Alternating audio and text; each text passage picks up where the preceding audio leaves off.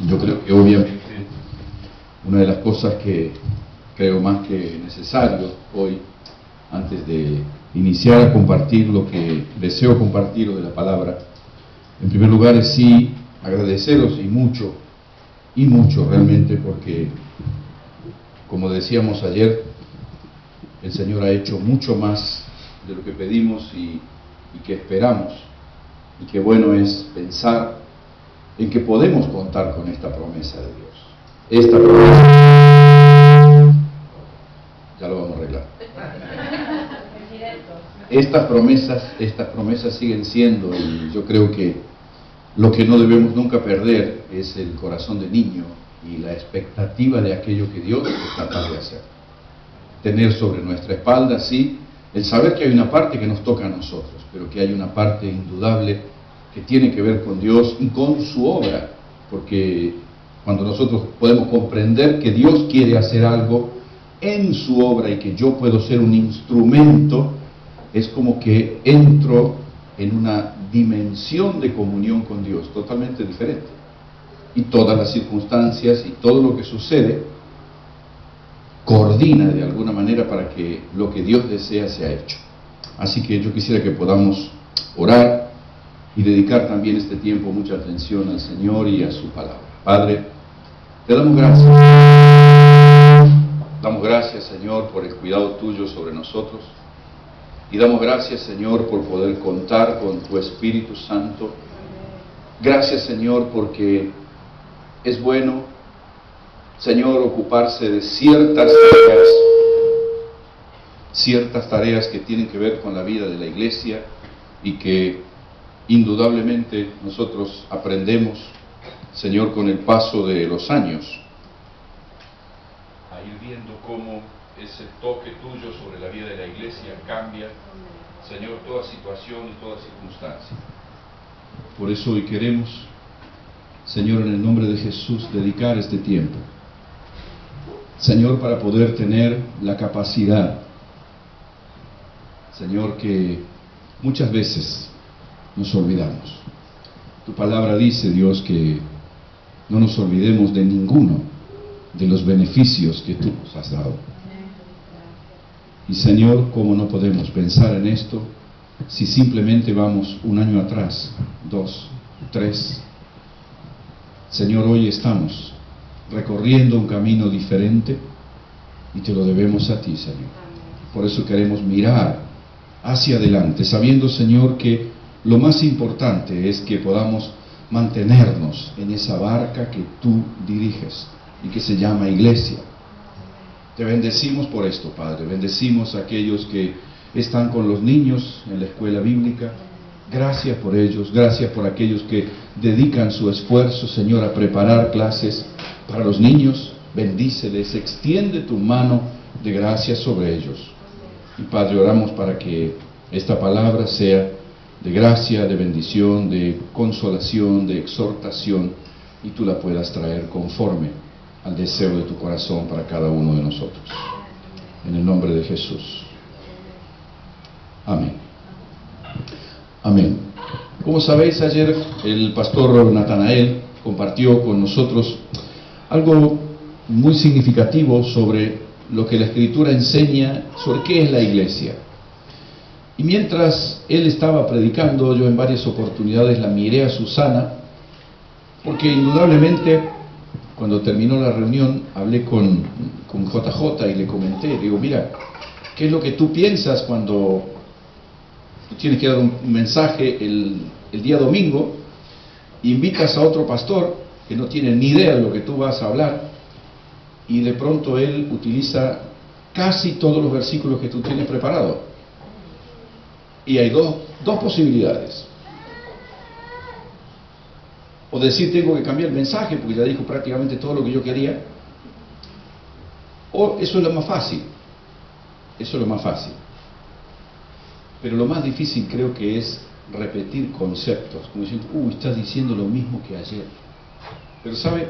La Escritura dice, no es malo para vosotros que yo os repita una y otra vez. Y por eso yo quisiera que, ahora que, bueno, de alguna manera hemos Hemos terminado con la mudanza, estamos iniciando un tiempo nuevo en este lugar, un tiempo en el que indudablemente si hay algo que debemos hacer referencia, es que Dios nos ha sorprendido. Nos ha sorprendido en varios sentidos, pensando en cómo teníamos tantísimas posibilidades de no estar en este lugar.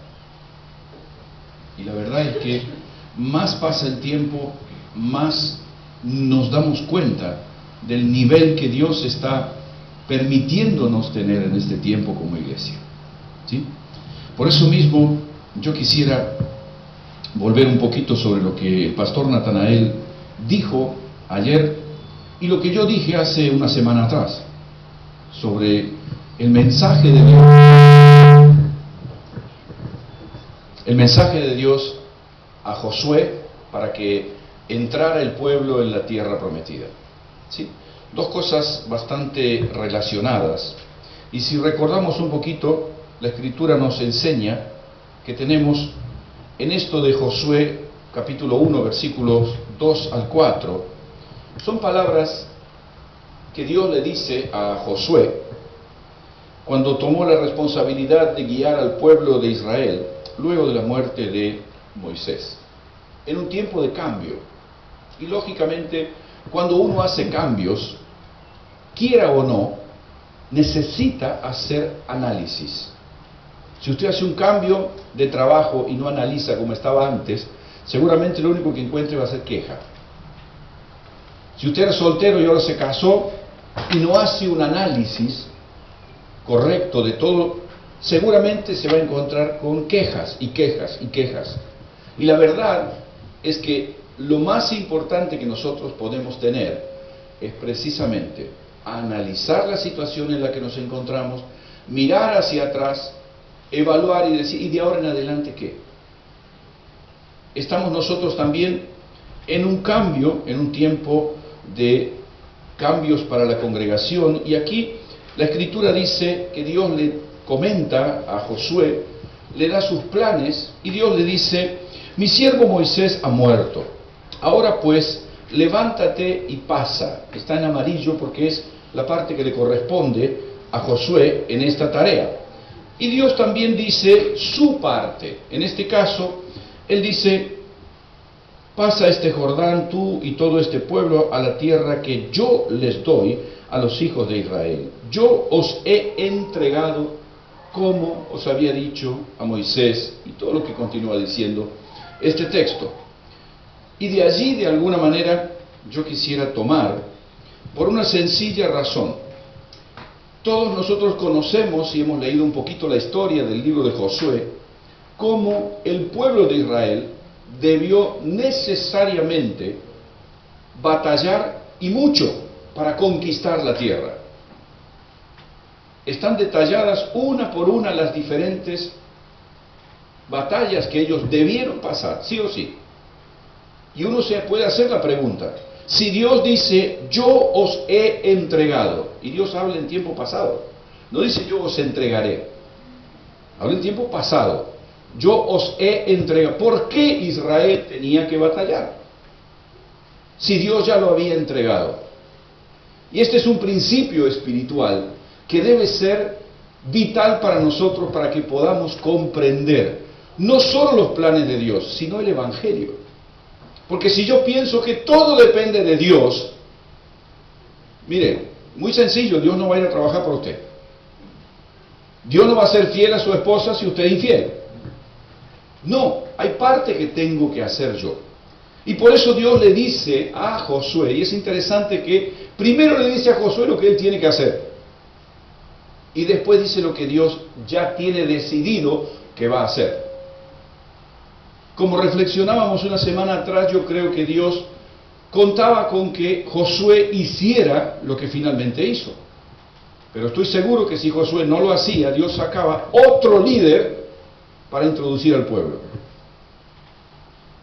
Porque si no, está claro que le hubiera dicho, mira Josué, vos no te preocupes, yo de alguna forma voy a hacer para que vos guíes al pueblo. Le dijo, no, levántate, esfuérzate, sé valiente, trabaja, ocúpate, sé responsable. y tú tienes esta tarea.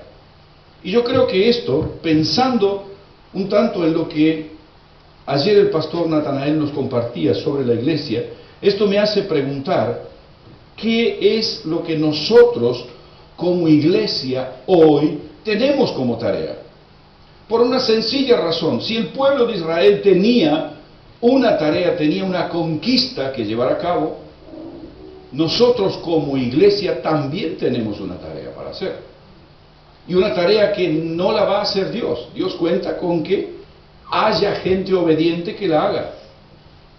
Haya gente que quiera escuchar a Dios y obedecer a Dios, así como lo hizo también Josué. Por eso, yo quisiera que veamos hoy qué debemos nosotros hacer para que podamos ver frutos. Y creo que en el día de ayer hemos tenido como un anticipo de lo que Dios es capaz de hacer con un grupo de personas que se fijan un objetivo. Nos planteamos hace un mes acomodar el local y queríamos el día de ayer hacer la inauguración. ¿Sabéis cuántas personas han estado involucradas trabajando para que esto se vea como se ve? No sé si alguno de vosotros hizo la cuenta, pero nosotros sí. ¿Sí? Y es increíble pensar que, aunque sea una vez a ayudar a limpiar en una esquina, acá pasaron 70 o 80 personas, gente que ni siquiera nunca vino a las reuniones, gente que no es miembro de la iglesia. Entonces uno se pregunta, ¿con quién he hablado ayer? El 90% de las personas con las que he hablado, yo mismo me quejé de algunas cosas que no me gustaron, pero claro, yo tengo el ojo un poquito más agudo, ¿sí? Pero ¿cuál es la cuestión? Nos fijamos un objetivo y hoy lo tenemos por delante. Vivimos un día espectacular ayer. Si alguno de vosotros se ha sorprendido por lo que pudimos ver, por el trabajo que pudimos hacer, yo también me sorprendí. Yo lo puedo decir tranquilamente. No tengo ningún problema en decir que Dios superó mis expectativas. Yo empecé el culto diciendo literalmente que Dios es capaz de hacer mucho más de lo que pedimos y esperamos. Y no sé si usted contó la cantidad de gente que éramos ayer, pero éramos más de 150 personas.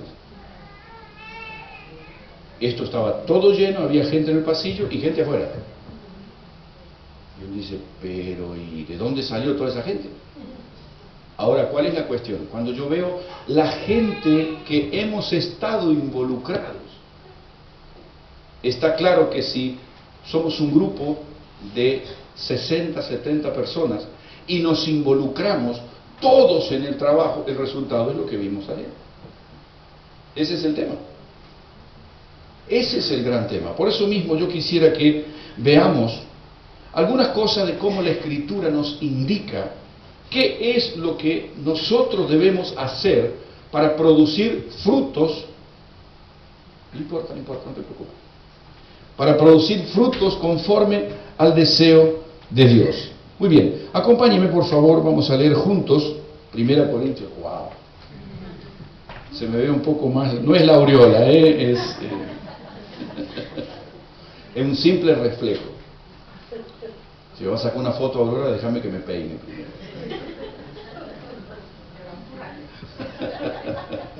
Muy bien. 1 Corintios capítulo 3. En algunos versículos vamos a leer allí qué es lo que nosotros tenemos que hacer para dar frutos. Para dar frutos para el reino de Dios. Para ver nosotros en nuestra vida los frutos que Dios quiere que veamos. ¿Sí? Vamos a leer juntos 1 Corintios capítulo 3, desde el versículo 5 en adelante.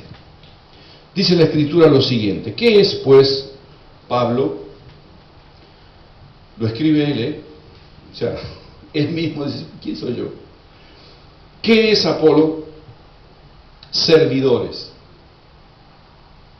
Hay versiones que dicen ministros. Ministro y siervo es la misma cosa. Pero Pablo dice, servidores por medio de los cuales habéis creído, Y eso según lo que cada uno concedió el Señor.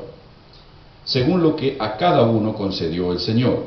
Yo planté, Apolos regó, pero el crecimiento lo ha dado Dios.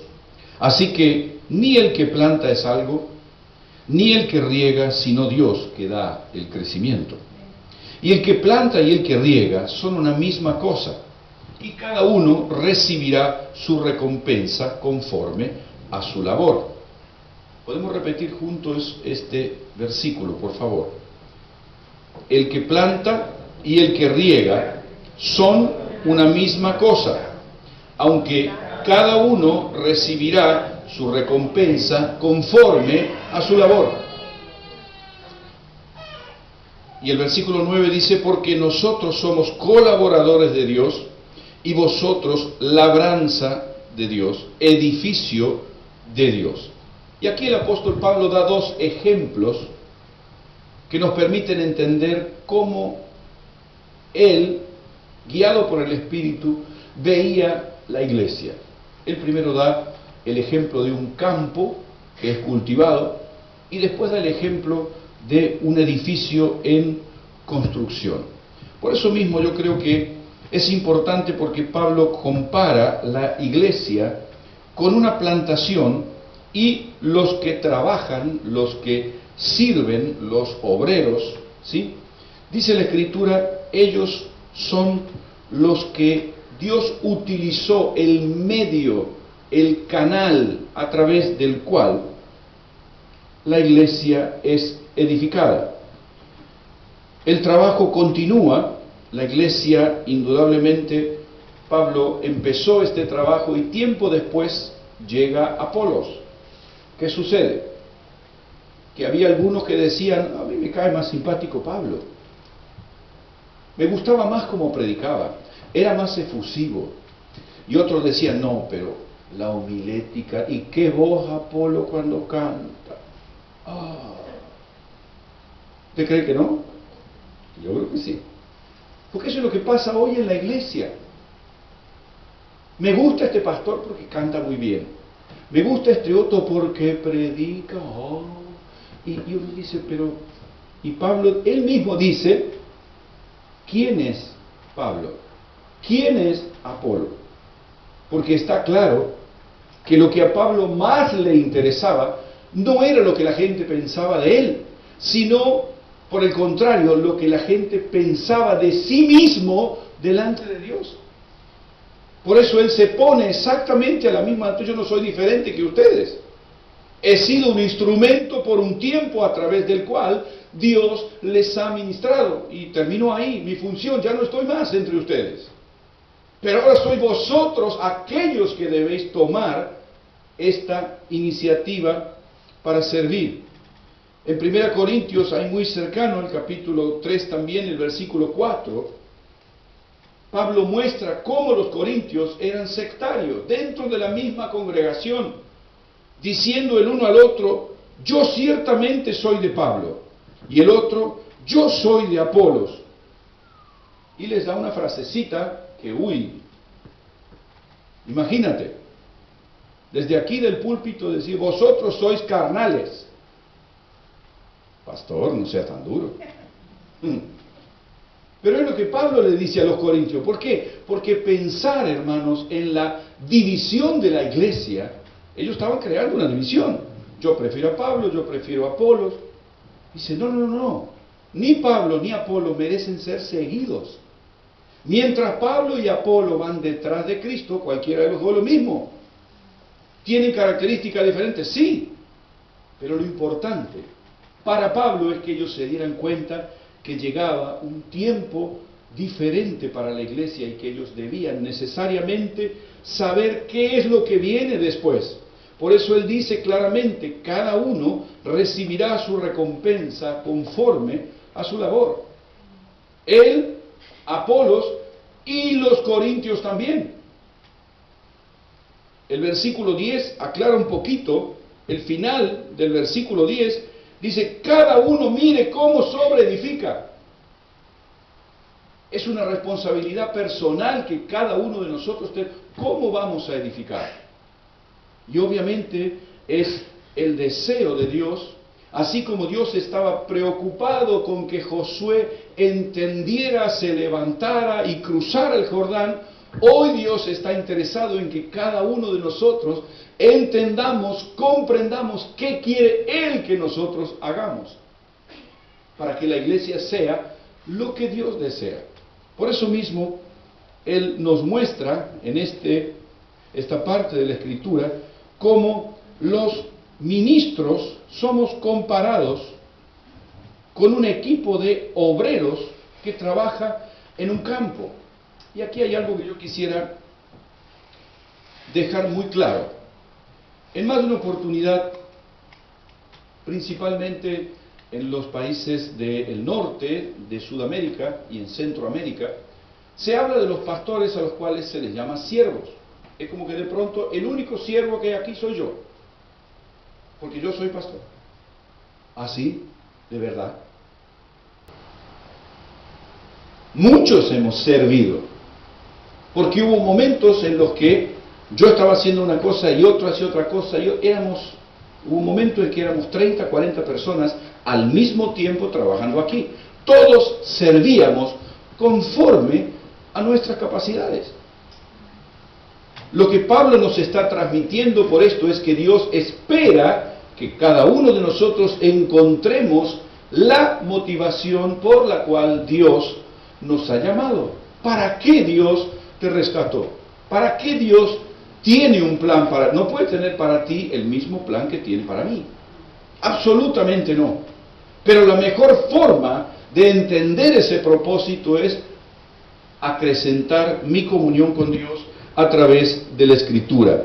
Por eso mismo, Pablo, yo creo que él colocó específicamente Pablo y Apolos, porque era la situación que se presentaba en Corinto, pero si usted va a la Escritura, nunca va a encontrar la palabra pastor, por ejemplo, en singular. Siempre en el Antiguo Testamento está en singular, porque habla de Dios como el pastor de Israel. Pero en el Nuevo Testamento siempre está en plural. Siempre está en plural. Por una sencilla razón. Todos tenemos que cuidar de todos. En diferentes funciones. Pero todos tenemos que cuidar de todos. Ahora todos estamos oyéndonos bien. Hace un rato no. ¿Por qué? Porque arreglaron allá atrás Javier y Joel para que se pueda escuchar bien. Es un cuidado que ellos en este momento están teniendo para que vosotros podáis oír bien. Y que teóricamente yo soy el siervo. No. Los que están enseñándole a los niños, ¿qué están haciendo? Sirviéndoos. Si vosotros tenéis niños, allí detrás hay siervos y siervas que se están ocupando de vuestros hijos. Ese es el tema. Unos a otros. Este concepto de unos a otros está de una manera interminable en el Nuevo Testamento. Por eso mismo es importantísimo pensar en este concepto, porque nos ayuda a comprender literalmente que los obreros somos comparados, y también hay ciertas situaciones que nos ayudan a ver el propósito general que Dios tiene con la iglesia. Creo que una de las cosas que la Iglesia Católica ha dejado como señal en el mundo latino es precisamente esta separación, ¿no?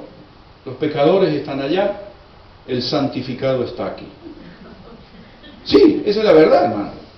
Esa es la cuestión.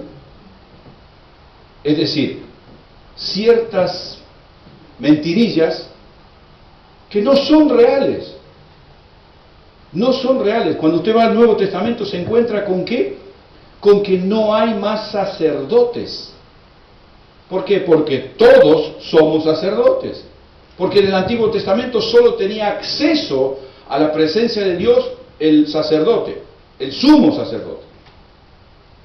Pero en el Nuevo Testamento todos nosotros tenemos acceso a Dios. Entonces no hay castas como había en el Antiguo Testamento. Entonces es importante que yo pueda tener esto como conciencia. ¿Qué es lo que Dios quiere conmigo? ¿Qué es lo que Dios quiere conmigo? Y es por eso que cuando nosotros pensamos en todo lo que nos ha permitido el Señor hacer en este tiempo, y sí, una de las cosas que yo quiero rescatar particularmente, lo he dicho y no me voy a cansar de repetirlo, estas 4 columnas donde vosotros veis sola Escritura, solo Cristo, sola gracia y sola fe. Estas son las verdades que sostienen a la Escritura. Porque en el momento en que alguna de estas cosas falten en la iglesia, ahí probablemente tengamos que sacar la palabra Deo y habrá que ver quién se lleva la gloria.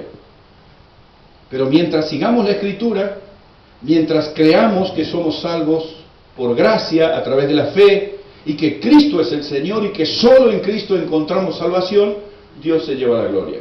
Por eso están estas Escrituras en los muros.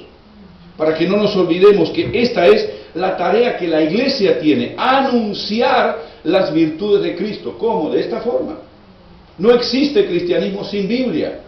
No existe. Por eso yo creo que para nosotros es bueno entender precisamente cómo la Escritura menciona a los que servimos, y una de las cosas que dice Pablo es que nosotros somos siervos de Dios. La palabra ministro, hoy desgraciadamente, y cuando uno mira los ministros que tienen los gobiernos, uno claro, automáticamente es como que se te empieza a erizar la piel. Porque lo primero que pensás es un buen señor que por trabajar 2 años, después tiene una jubilación de privilegio durante un montón de años, que tiene 40 empleados, 7, 8 autos a su disposición y que le cuesta al Estado 150.000 euros por mes. Entonces la palabra ministro, cualquier cosa menos siervo. Desgraciadamente a eso se llegó con el tiempo.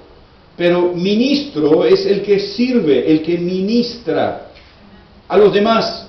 Por eso mismo yo creo que hay un par de ejemplos que quisiera daros, porque cada uno de nosotros vemos a través de la Escritura, por ejemplo, cómo los ministros somos canales a través de los cuales la gracia de Dios llega al resto del cuerpo. Ayer en un momento determinado alguien vino antes de la reunión, entró y me dice: pastor, qué bueno ese olor a café. Yo no tenía ni idea que alguien había puesto a cocinar café. Esa persona fue bendecida por alguien que ni siquiera sé quién es. Y la persona es más, ni me acuerdo quién fue que me lo dijo, ¿sí?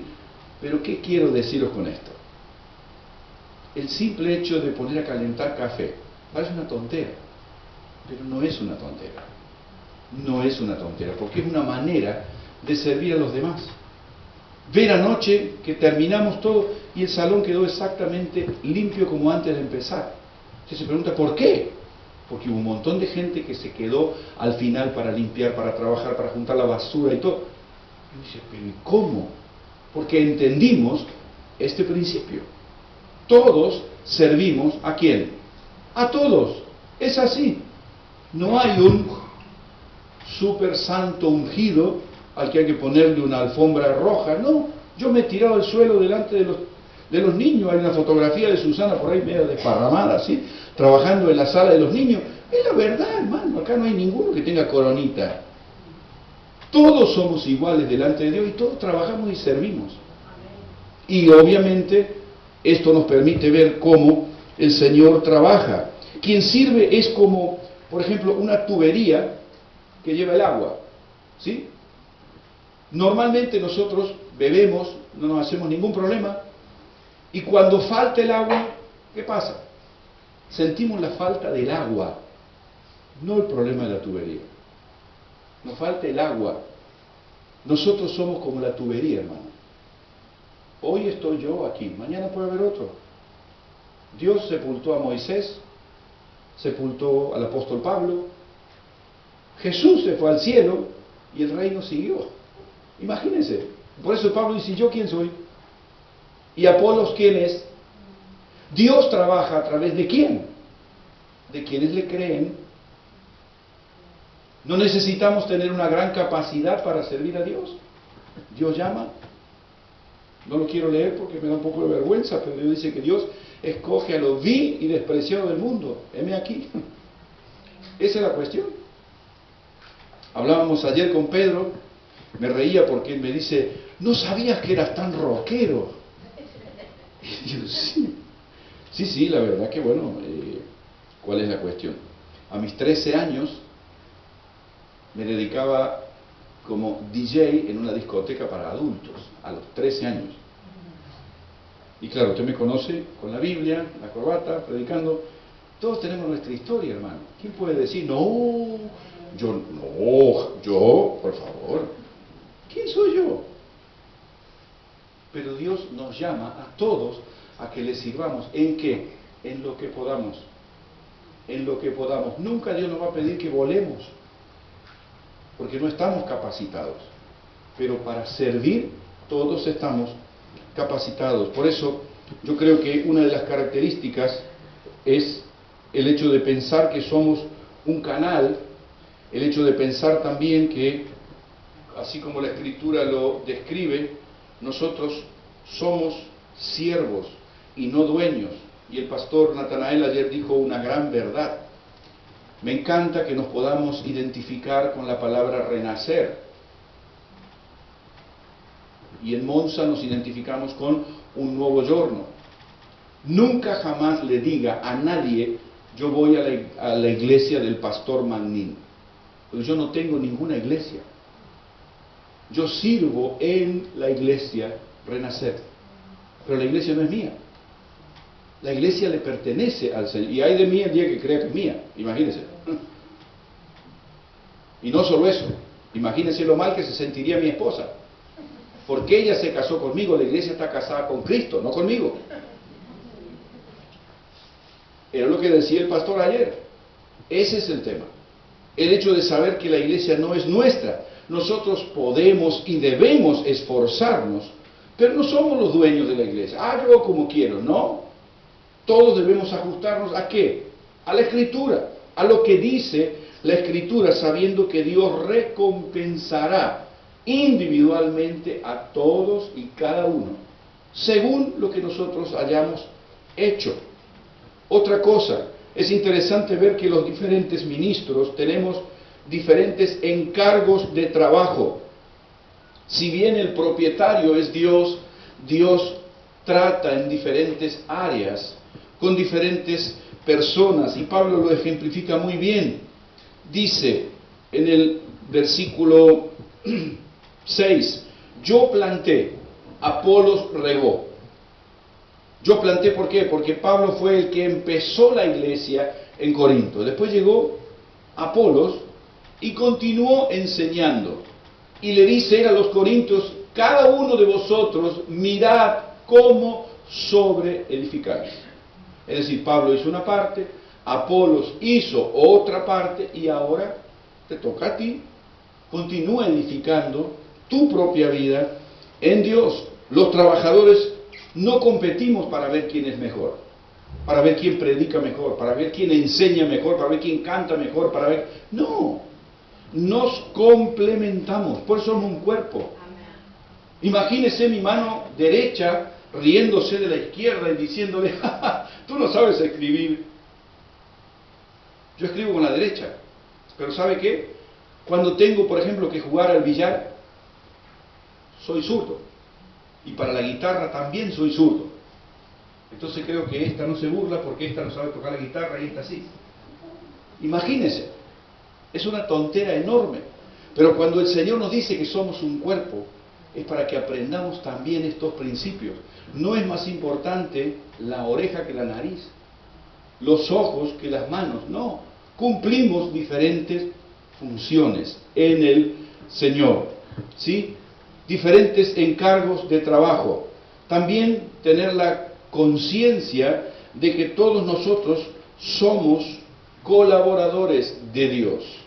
Por eso mismo dice Pablo en el versículo 9, nosotros somos colaboradores de Dios y vosotros sois labranza de Dios, edificio de Dios. Y aquí él pasa automáticamente a otra especie de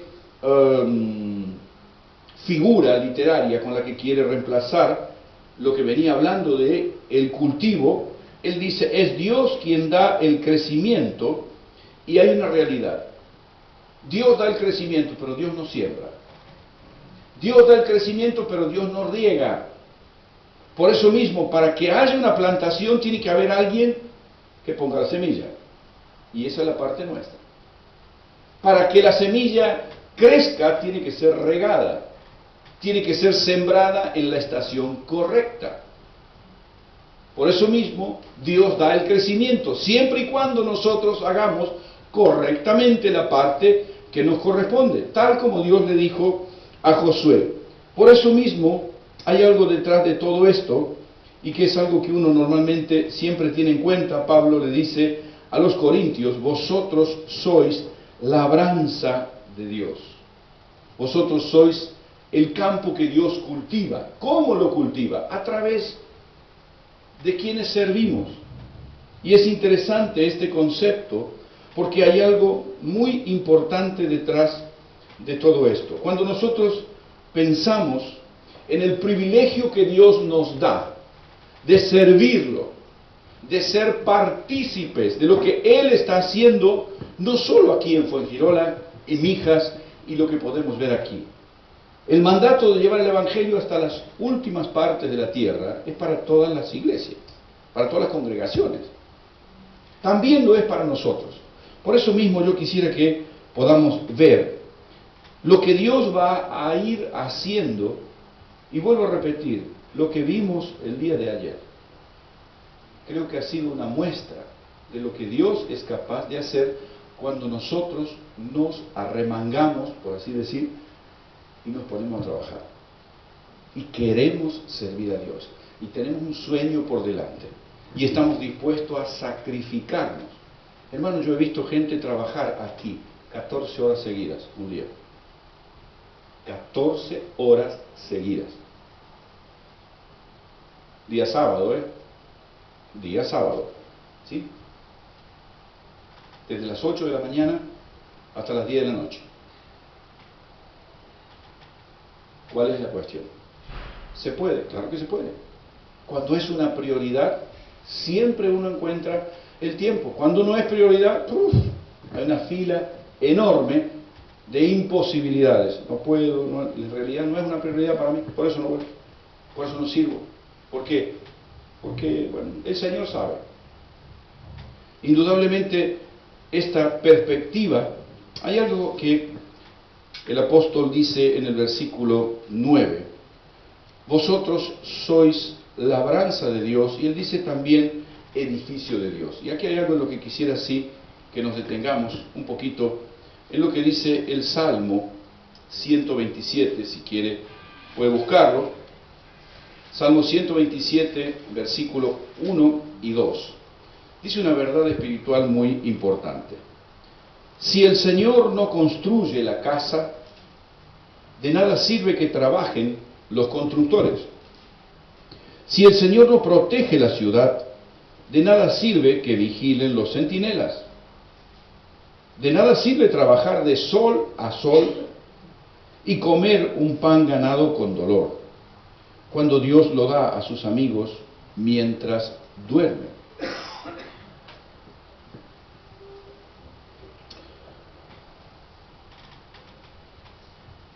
De alguna manera el Salmo transmite un concepto muy parecido a lo que Pablo dice en 1 Corintios respecto a la labranza.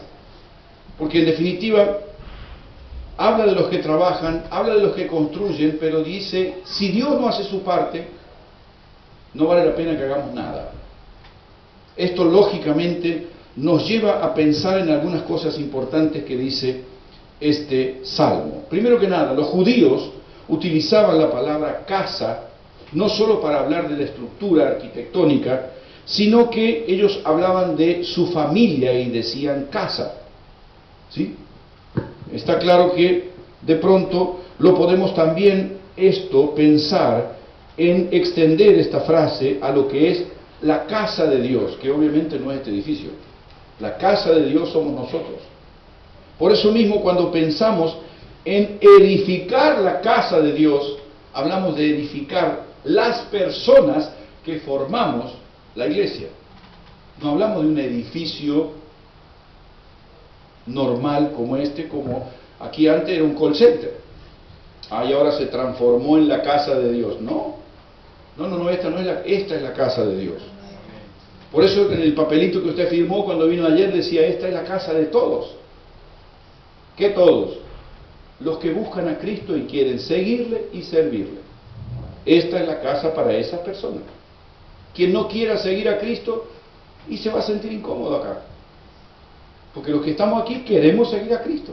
Entonces, yo creo que lo importante detrás de todo esto, Dios tiene, por sobre todas las cosas, el control de cómo debe construirse esa casa.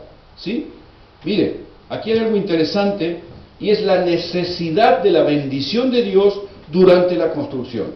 Dice el Salmo claramente, si el Señor no edifica la casa, en vano trabajan los que la edifican. Por eso no podemos pensar en construir la iglesia sin la Escritura. No se puede. No se puede, porque lo que yo necesito saber, cómo construyo la iglesia, lo encuentro en la Escritura.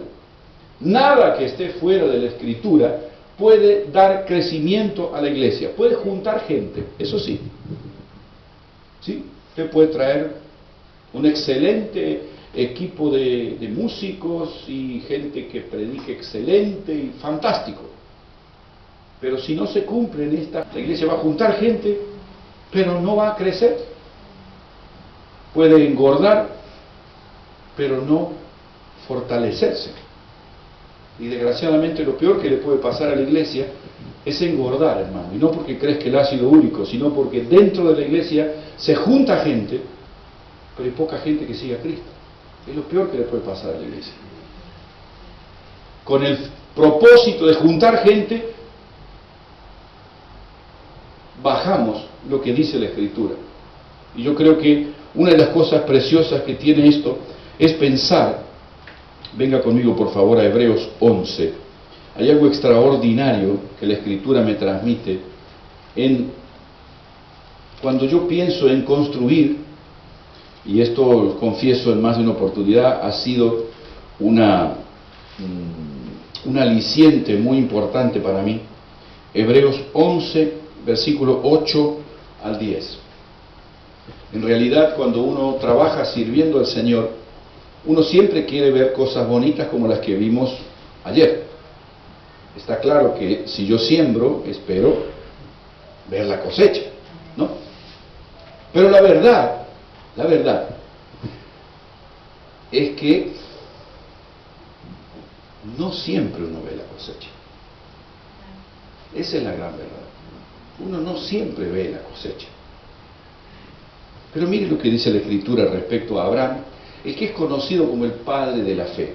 ¿Qué era lo que le levantó la mano a Abraham como para que él estuviera dispuesto a matar a su único hijo? Mire lo que dice la Escritura. Por la fe, Abraham, siendo llamado, obedeció para salir al lugar que habría de recibir como herencia y salió sin saber a dónde iba. Por la fe habitó como extranjero en la tierra prometida, como en tierra ajena, morando en tiendas con Isaac y Jacob, coherederos de la misma promesa. ¿Por qué? Se pregunta, ¿y por qué este hombre hizo toda esa locura? Mire, versículo 10. Si usted se va a su casa y lo único que se acuerda es de este versículo, me quedo contento. Porque esperaba una ciudad que tiene fundamentos, cuyo arquitecto y constructor es Dios. Simple.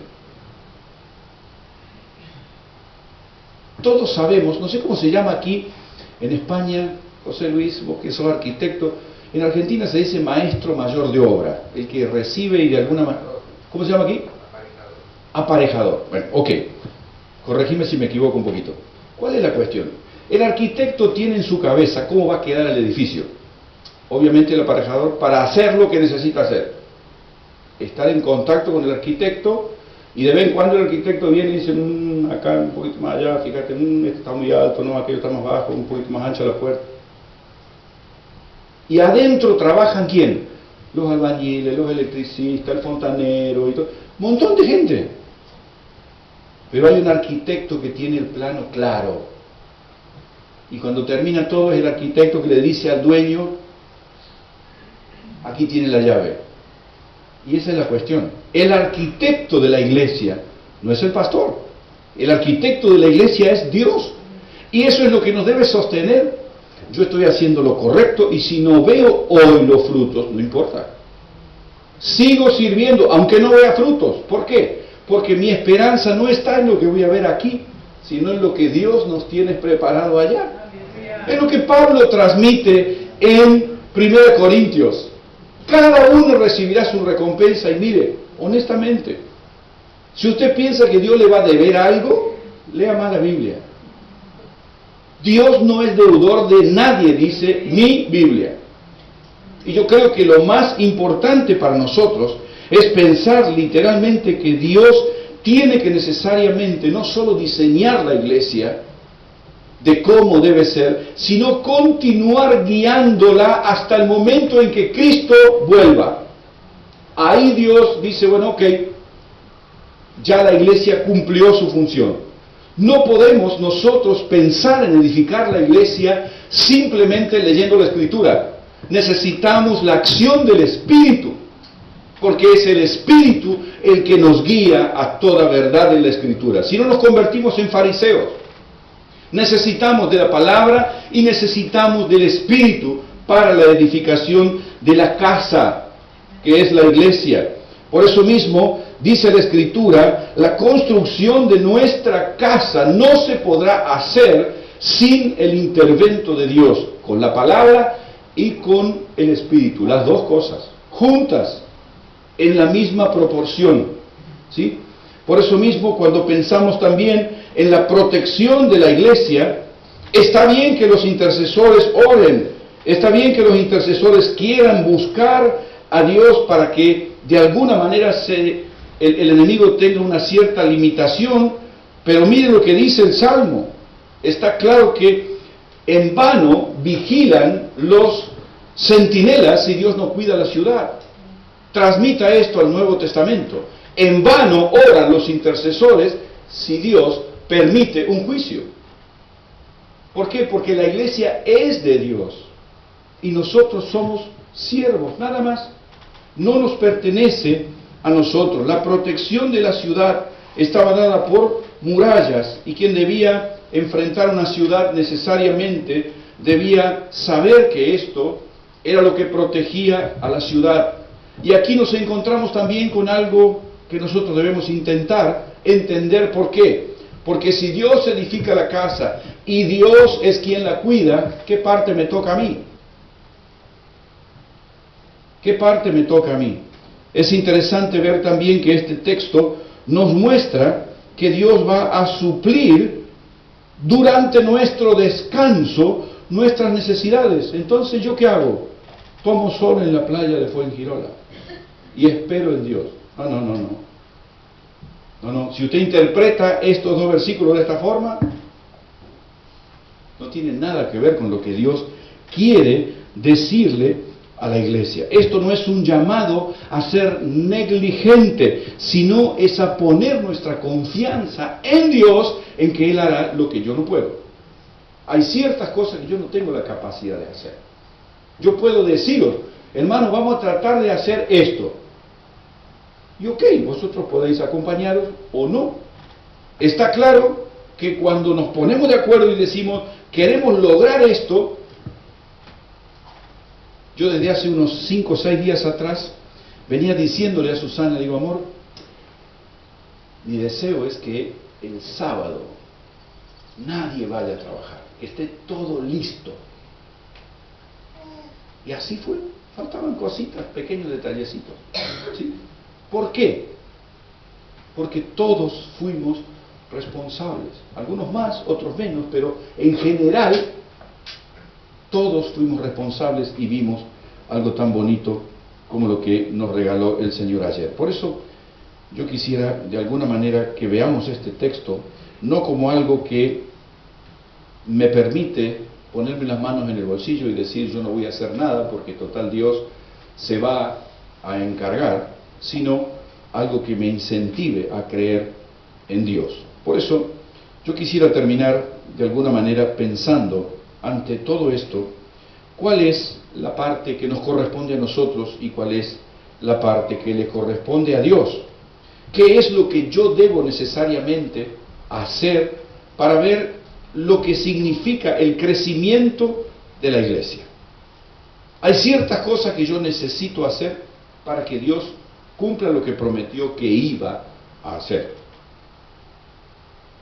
Hay una cierta inclinación en pensar de descansar en Dios, que de alguna manera, y tiene que ver con la generación en la que vivimos. Vivimos en una generación muy irresponsable, que cree que el gobierno le debe dar todo lo que necesita y que no hay ningún problema, y eso está trasladado a nuestra mente. Y si nosotros llevamos eso al reino de Dios, cometemos un error muy grosero. Por eso mismo, yo quiero que podamos ver que parte de lo que nosotros sí tenemos que hacer es sembrar, regar, edificar, vigilar, cuidar. Estas son tareas que tenemos que hacer, ¿quiénes? No yo la tengo que hacer, pero cada uno de vosotros también. Porque todos servimos a Dios, en diferentes áreas, en diferentes lugares, con diferentes funciones, pero todos, de alguna manera, haciendo un autoanálisis, yo debo saber que Dios me está aprobando, no porque lo hice bien, sino porque hice lo que Dios me pidió.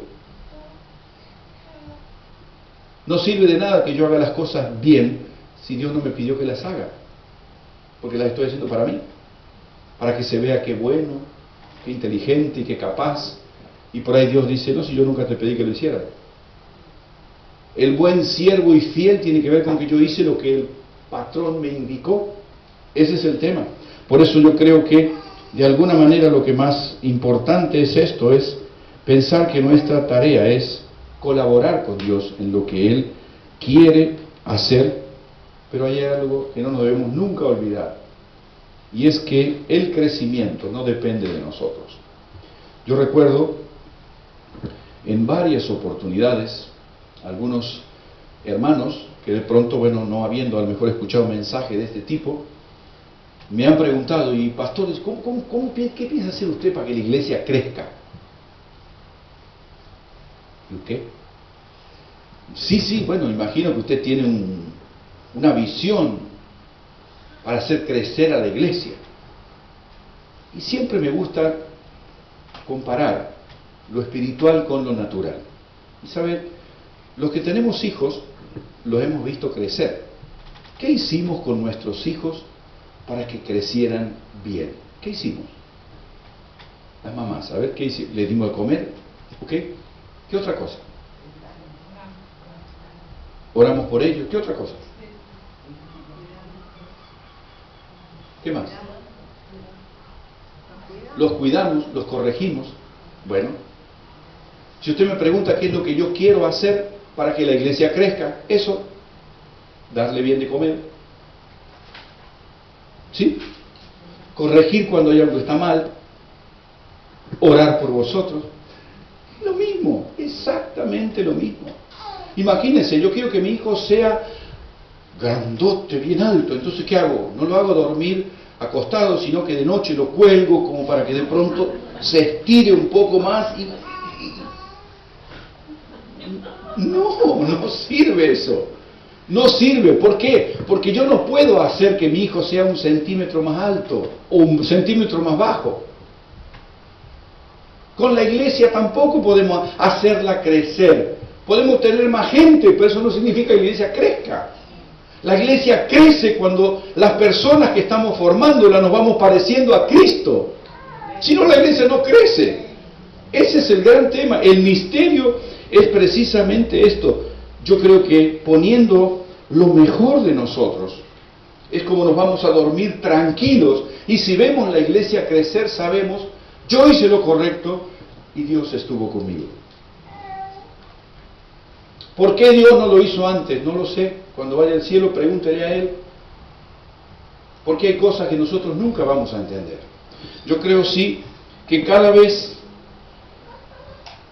que uno se propone servir a Dios, indudablemente la historia de la iglesia nos permite ver de cómo Dios se ha movido en algunos lugares y de una manera totalmente sobrenatural Él ha llamado personas al arrepentimiento. Nosotros, con Susana, somos fruto de algo precioso que pasó en Argentina hace más de 30 años atrás, algo que todavía no hemos visto aquí en España. Todavía no hemos visto ese nivel de gracia de Dios. Pero un ruidito percibo, hermano. Un ruidito percibo que yo no lo puedo generar. Puedo simplemente ir a Dios y decirle: Señor, tú sabes, sin ti no vale la pena que hagamos nada. Si tú no edificas, si tú no traes convicción de pecado, si tú no traes el deseo de servir, ¿qué puedo hacer yo? ¿Qué puedo hacer? Alimentar. Pero el alimento no trae crecimiento sin la presencia de Dios. Una de las cosas que sí yo quisiera que podamos llevar como corolario, por así decir, para poder dar fruto a Dios, sirvamos con diligencia a Dios, edifiquemos nuestra propia vida en Dios, no para pensar que podemos hacerlo sin Dios, sino que de alguna manera sirvamos a Dios pensando literalmente que dependemos de Dios. Hay una parte que es mía y hay una parte que es de Dios. Amén. Vamos a orar por esto y vamos a pedirles en este tiempo al Señor que nos muestre, nos indique: Señor, ¿qué es la parte que a mí me corresponde? Soy de los que riega, soy de los que va limpiando los surcos para que el agua corre bien, soy de los que tienen que abrir la canilla, soy de los que debe sostener la manguera. ¿Qué parte tú quieres? Cuando construimos el edificio de Dios, Señor, ¿cuál es mi parte? Señor, en esta tarde estamos delante de ti reconociéndote, sabiendo que eres el Señor, sabiendo que eres el dueño de la iglesia. Yo quiero traer, Señor mío, en el nombre de Jesús, no solo mi vida, Señor, la vida de aquellos que hoy, por gracia, Señor, estamos aquí, viendo aquello que tú hiciste, viendo lo que tú estás haciendo y confiando en aquello que harás. Señor, así como decíamos solo 7 días atrás, queremos tomar la decisión en nuestro espíritu, Señor, de confiar un futuro desconocido a un Dios conocido. Señor, tómanos por la mano, dirige la iglesia. Señor, el timón es tuyo, te pertenece a ti. Padre, en el nombre de Jesús, todos nosotros somos ovejas de tu prado, todos nosotros. Sé tú, Señor, nuestro buen pastor, aquel que nos lleva, Señor, a campos verdes, a aguas de reposo. Señor, en el nombre de Jesús, en esta tarde queremos nuevamente, Padre, poner nuestra vida delante de ti y decirte: Señor, en el nombre de Jesús, ayúdanos, Señor, a poner nuestro mejor esfuerzo para que desde el cielo venga tu provisión de gracia, tu provisión de poder, tu provisión de satisfacción para la vida de cada uno de aquellos que te buscamos. Señor, a ti damos las gracias en el nombre de Jesús.